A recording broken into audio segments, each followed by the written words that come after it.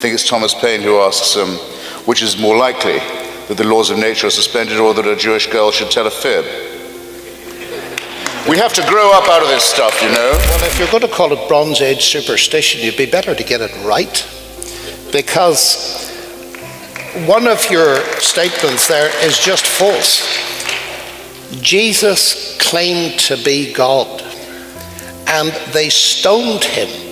Why did they stone him? Because you, being a man, make yourself God.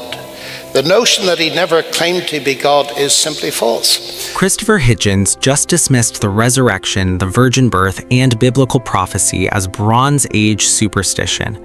John Lennox is an Oxford mathematician, and instead of defending Christianity with emotion, he goes straight at the one question hiding beneath Hitchens' attack. Because if Hitchens is right, the entire Christian story collapses. But if Lennox is right, the objection may not be as simple as it sounds. Watch this. Why Jehovah? Why not Osiris? Why not Buddha? Why, in the words of one of our guests here, why is one myth or folktale more true than another? Well, first of all, I don't think they're all myths. I think there are many myths around in the world. And certainly the question is an important question because it makes the distinction between the kind of deism or even theism that responds to the design in the universe and so on and says, why this one God? My answer to that, ladies and gentlemen, is very simple. I have to decide that like I decide everything else, on the basis of the evidence. And the evidence in the case of the life, death, resurrection of Jesus Christ has convinced me that he is God incarnate. So I base my faith on that evidence. And of course, each one of us must make up our own mind. Now, if we had time, I could explain that evidence in detail. But the point of the question is, how could we decide? We have to decide on the basis of evidence. Just as people who take the atheist view, they think the evidence points that way. And mercifully, we're still a free enough society that we can make these decisions. But we must make them personally. Okay.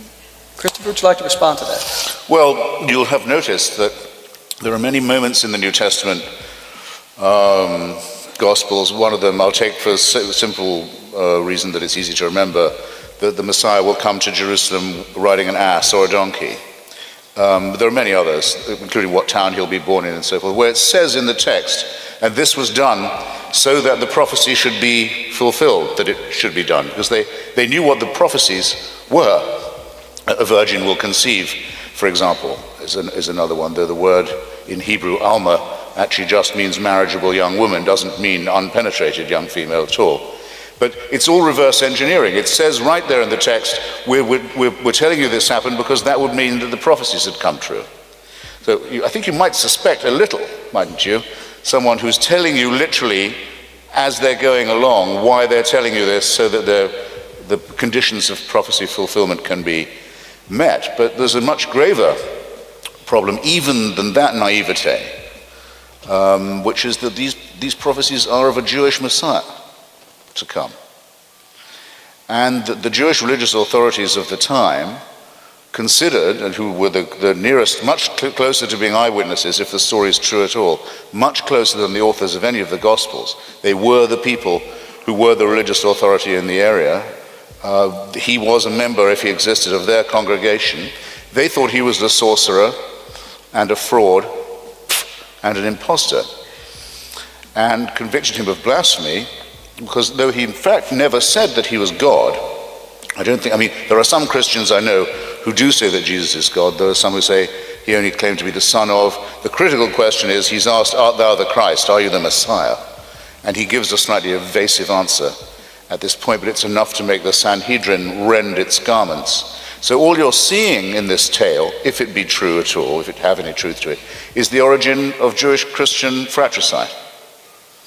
Of the Jews who have nurtured the idea of prophecy and the Messiah through their prophets for generations, who believe the Messiah has not yet even considered deigning showing up, and those who tell the Jews, why are you wasting your time? The good news has already happened. Why don't you just get with the program? I submit that neither of these propositions is worthy of the consideration of an intelligent or educated human being. It's Bronze Age peasant Palestinian superstition. And the competition over it and interpretations over it have made humanity's life even more miserable than it was going to be otherwise. Well, I know that Dr. Lennox has a response to that. And in the third form of plagiarism that it takes, which is the plagiarism of Islam from both Judaism and Christianity, the competition between monotheism has become really outright menacing. And the real responsibility of citizens is to hold it down, is to resist theocratic bullying and the superstitions that underlie it. Okay. I want to move on to another question, but I'll just give you just a few seconds to respond very briefly to that. Well, if you're going to call it Bronze Age superstition, you'd be better to get it right. Because one of your statements there is just false.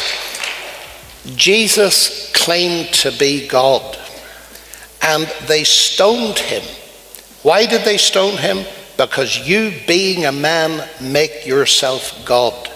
The notion that he never claimed to be God is simply false. And you say prophecy is irrelevant and superstition and all of that.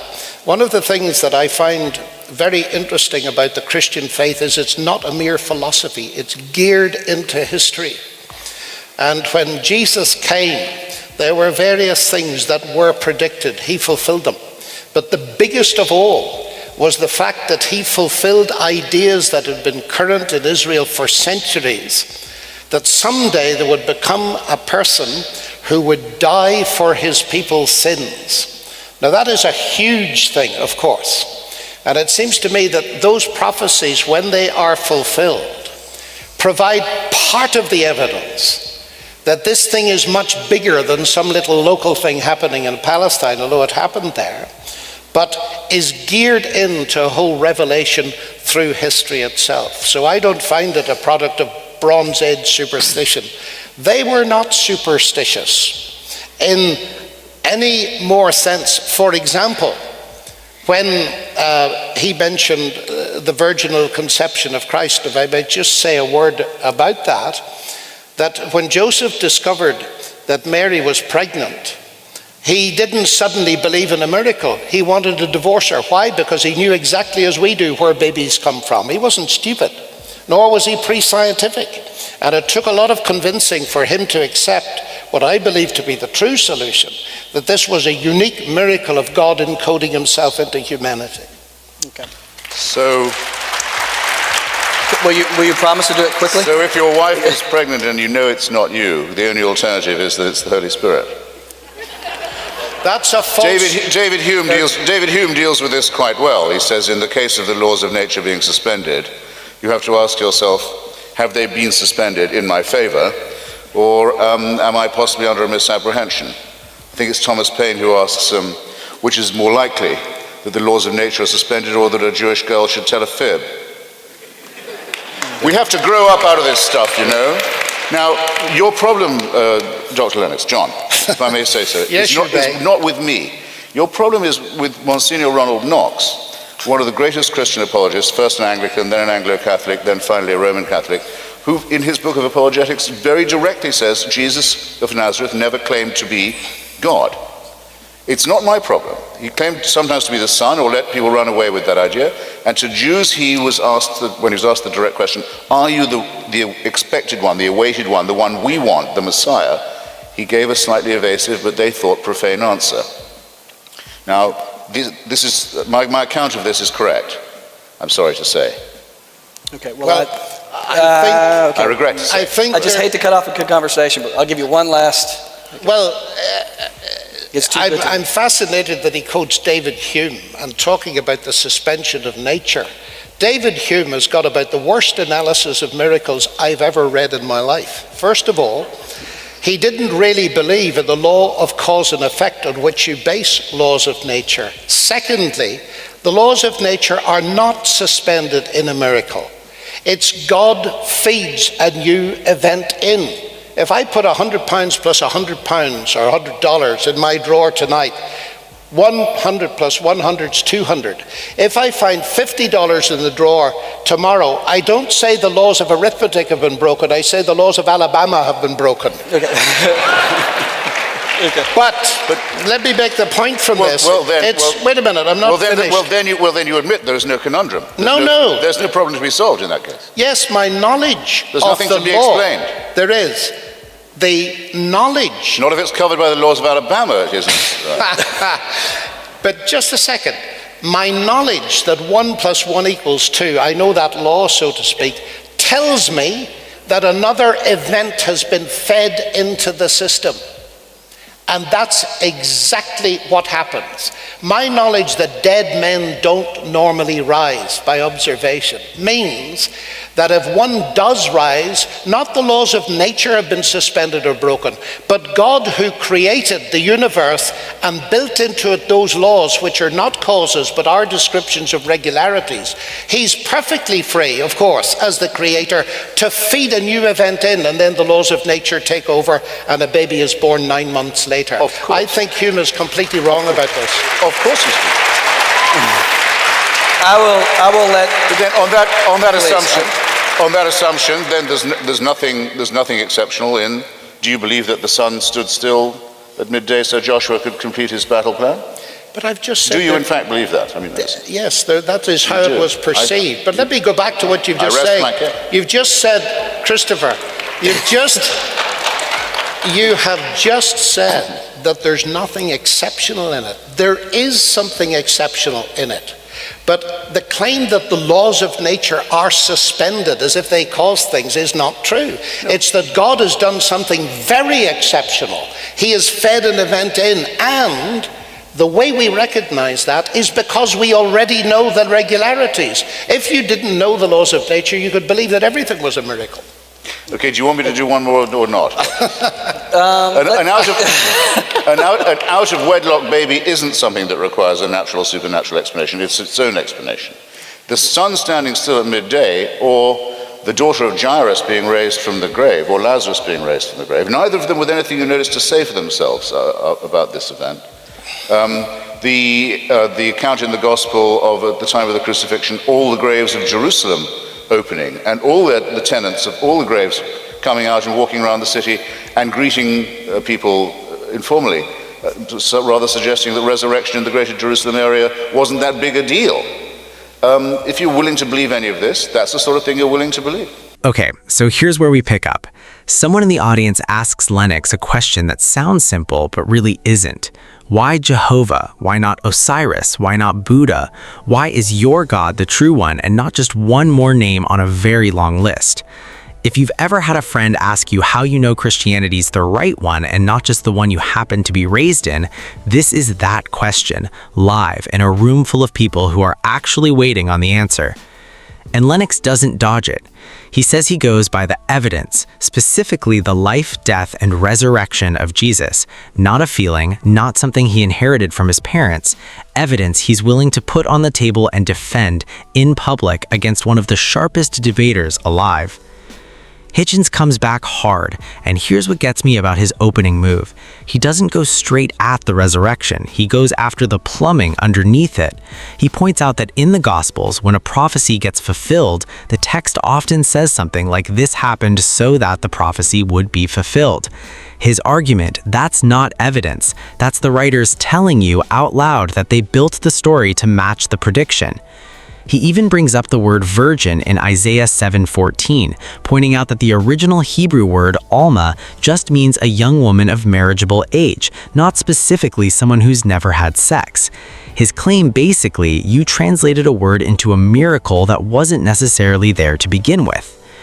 That's a fair hit. I'm not going to pretend it isn't. If you grew up in church, there's a decent chance you've never heard that objection about alma before, and it can genuinely rattle you the first time it does. But watch what Hitchens does next, because this is where he overplays his hand. He calls the whole story, resurrection, virgin birth, all of it, Bronze Age peasant Palestinian superstition. Then he goes further and says it's not even worth the consideration of an educated person. This is where Lennox gets him, not with a big theological speech, with a correction, a factual one. Lennox says if you're going to call it Bronze Age superstition, you'd be better to get it right. Then he lands it. Jesus claimed to be God, and they stoned him. That's not Lennox's spin. That's John chapter 10, verse 33. The crowd tells Jesus directly, because you, a mere man, claim to be God. Stoning was the actual legal penalty for blasphemy under Jewish law at that time. Hitchens had just said seconds earlier that Jesus never said that he was God. Lennox catches him in a plain factual error live in front of everybody. He didn't get abstract, he didn't retreat into philosophy, he just corrected the record with the actual text.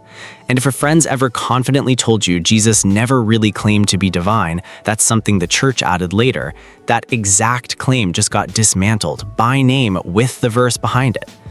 Then the conversation moves to the virgin birth, and I want you to slow down here because most people skip right past the strongest part of this whole exchange. Hitchens' framing assumes ancient people were gullible, that of course a girl claiming a virgin pregnancy would just get believed because back then everybody supposedly thought anything could happen. But look at what the text actually says. Matthew chapter 1 tells us Joseph's first reaction to Mary's pregnancy wasn't faith, it was to quietly divorce her. He knew exactly where babies come from. He wasn't primitive and he wasn't stupid. It took real, deliberate convincing for him to accept what happened. That's not a culture that swallows miracle claims easily. That's the opposite of that. Now here's the sharpest exchange of the whole night. Hitchens brings up David Hume, the philosopher who wrote a famous essay called Of Miracles, arguing that it's always more rational to assume a person is lying or mistaken than to believe a law of nature actually got broken, because broken laws of nature are about as rare as anything gets. That's a real argument, and people still use a version of it today. If someone's ever told you extraordinary claims require extraordinary evidence, and a resurrection is about as extraordinary as it gets, that's Hume, whether they know his name or not. Lennox's answer here is honestly one of the cleanest explanations of what a miracle actually is that I've ever heard. He says a miracle isn't the laws of nature getting suspended or broken, it's God feeding a new event into a system that otherwise runs on those laws. Then he gives you the picture that makes it click. If you put $100 in a drawer and come back to find 50, you don't say the laws of arithmetic broke. You say the laws of Alabama got broken. Somebody took it. Something new got introduced into the system, but the math still works fine. I'll be real with you, that landed. That's not a dodge, that's an actual answer to Hume, delivered in a way anybody sitting in that room could immediately picture and hold on to. And here's the moment that proves it landed. Hitchens tries to slip out from under it. He says, well then there's nothing exceptional in it, trying to shrink the whole miracle down into a non-event so he doesn't have to actually deal with it. Lennox doesn't let him get away with it. There is something exceptional in it, he says, and holds the line. Hitchens reaches for the exit and the door is already shut. I want to stop right here for a second and talk to 3 different people watching this, because this exchange hits each of you differently. If your faith has never really been tested out loud, if you've believed this your whole life but never had to defend it to somebody looking you in the eye, this is what it actually sounds like to hold your ground under real pressure, and it's worth studying, not just watching. If you're the person sitting there with real doubt that got stirred by exactly this kind of objection, the Alma thing, the Hume thing, somebody telling you it's all just recycled mythology, I want you to notice that Lennox doesn't pretend the objections are stupid. He takes them seriously and still holds his ground. That's different from getting talked out of your faith by a clever line you never had a real answer to. And if you clicked on this expecting the Christian to get run over, watch that drawer analogy again. That's not somebody losing, that's somebody thinking clearly under fire. Now, I want to be straight with you about the rest of this because that's what this channel is actually about, not manufacturing a knockout where the transcript doesn't give you one. Hitchens pivots and asks Lennox point blank, do you believe the sun literally stood still at midday so Joshua could finish his battle? That's Joshua chapter 10. And Lennox's answer here is honest, not triumphant. I can't believe that, he says, explaining it's how the event was perceived at the time, not necessarily something he's defending as literal verified history. That's Lennox declining to go to the mat for every single miracle claim in the Old Testament with the same confidence he defends the resurrection with. And I think that's actually the most honest moment in this whole clip. He's not performing a certainty he doesn't have. He's showing you exactly where his confidence is strong and exactly where it isn't. And that kind of honesty is worth more than a forced, tidy answer would have been. The segment closes with Hitchens getting the last word, and it's a real job that doesn't get answered here.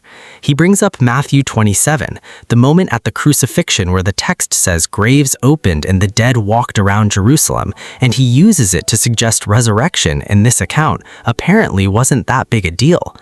Lennox doesn't get to respond before the moderator moves things along. That's not a loss for him. It's an honest, open thread, the kind of question worth sitting with, not the kind you pretend got settled just because the clip ran out of time.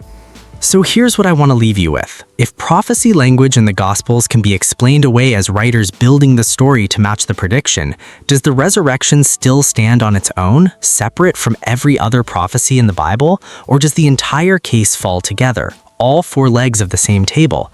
Tell me which one you actually believe and defend it in the comments.